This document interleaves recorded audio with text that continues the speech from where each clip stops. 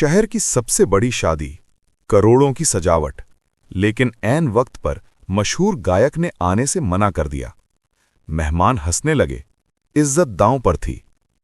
तभी पीछे से फटे कपड़ों में एक 16 साल का लड़का आगे आया और बोला, अगर आप चाहें तो मैं गा सकता हूं।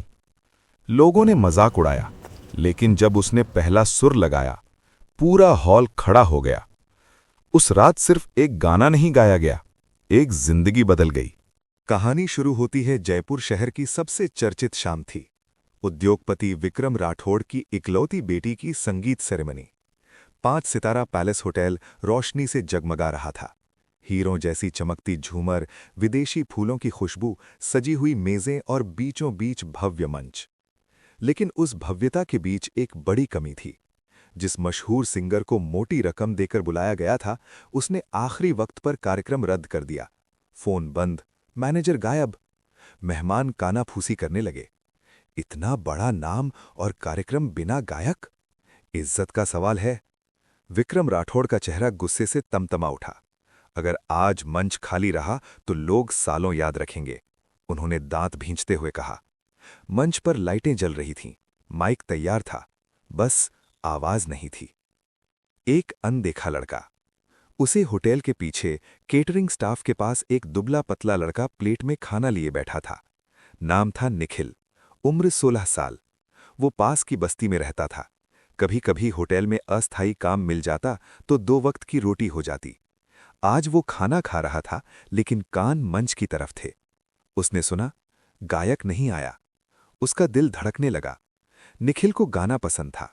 पिता रिक्शा चलाते थे, माँ सिलाई करती थीं। घर में रेडियो नहीं था, लेकिन निखिल के गले में सुर थे। वो मंदिर में भजन गाता था, स्कूल के वार्षिक समारोह ने बिना माइक गाकर सबको चुप करा देता था। लेकिन वो जानता था, ऐसे मंच उसके लिए नहीं होते। फिर भी उस रात कुछ अलग था। हिम्मत का एक कदम। निखिल धीरे धीरे उठा। हाथ कांप रहे थे, लेकिन दिल कह रहा था, अगर आज नहीं तो कभी नहीं। वो सीधे विक्रम राठौड़ के सामने जाकर खड़ा हो गया। साहब, अगर आप चाहें तो मैं गा सकता हूं। चारों तरफ सन्नाटा। कुछ लोग हंसे। ये स्टाफ का लड़का है। विक्रम ने उसे ऊपर से नीचे तक देखा। तुझे पता है ये कैसा कार्यक्रम है? हां साहब, निखिल ने आंखें मिलाकर कहा। लेकिन गाना कपड़ों से बड़ा होता है। एक पल को विक्रम चुप हो गए, फिर बोले, अगर तूने सबको चुप करा दिया तो मैं तुझे इनाम दूंगा, बड़ा इनाम। निखिल ने सिर झुका दिया। मुझे बस गाने का मौका चाहिए। जब सुर ने सब बदल दिया। मंच पर कदम रखते ही उसकी सांसें तेज हो गईं। लाइटें आंखों में चुभ रही थीं। संगीत शुरू हुआ। पहला सुर निकला, साफ, सच्चा, सीधा दिल में उतरने वाला। हॉल में शोर था, फिर फुसफुसाहट, फिर पूर्ण सन्नाटा। निखिल गा नहीं रहा था, वो अपनी कहानी सुना रहा था। हर शब्द में भूख थी, हर सुर में संघर्ष, हर पंक्ति में उम्मीद। आखिरी नोट हवा में ठहरा और फिर तालियों की गड़गड़ाहट। पूरा हॉल खड़ा था। असली इनाम। विक्रम मंच पर आए, माइक हाथ में लिया। आज मैंने सीखा, उन्होंने कहा, पैसा कलाकार नहीं बनाता, हौसला बनाता है। उन्होंने निखिल से पूछा, क्या चाहिए? निखिल ने जवाब दिया, मेरे पिता का रिक्शा पुराना है और मेरी पढ़ाई छूट गई है। हॉल फिर चुप। विक्रम मुस्कुराए, आज से तेरी पढ़ाई मेरी जिम्मेदारी, और तेरे पिता को नया रिक्शा नहीं, एक छोटा इलेक्ट्रिक ऑटो मिलेगा। तालियां फिर गूंज उठीं।